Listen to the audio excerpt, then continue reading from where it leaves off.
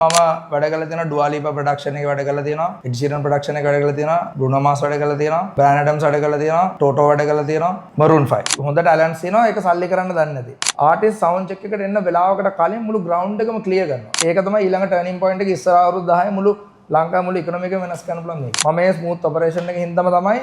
අදාළ ප්ලැට්ෆෝම් එක මම තෝරගන්නේ අර ඇක්ට් එක දුවන්නේ මේගොල්ලෝ හින්දා මොකද මට සෑහෙන කනෙක්ෂන් එකක් තියෙනවා ඉන්දියා එක්ක ඩුවා ලිපා කොන්සර්ට් එකේ ග්‍රවුන්ඩ් ස්ටාෆ් එක මිනිස්සු 1200 හැබැයි මේ ෂෝ එක BA එක නෙමෙයි ඉන්ටර්නැෂනලි ඔය ඕනම බෑන්ඩ් එකකට මම ගිහලා කිව්වම ප්‍රොඩක්ෂන් එකක් ලංකාවට ගෙන්න කැමතියි කියලා අහන්නවත් නැහැ ඉතින් එච්චරට ආස ලංකාව ඒ වෙන්ඩර්ට ඒ අදාළ කොන්සෙප්ට් එකට ඉක්විප්මන්ට් හයර් කරන්න එයාට මෙන්න මේ වගේ ඉන්කම් එකක් තියෙනවා කියලා එයා ප්‍රූව් කරන්නත් ඕනේ ඉන්ටර්නැෂනල් ප්‍රොඩක්ෂන් එකක් ඇතුළට යනවා කියන එක මාර පොලිටික්ස් තියෙන තැනක කවුරු හරි අත්තර මැදිහත් වෙන්න ඕනේ මේ වෙන්යු එකක් හදන එක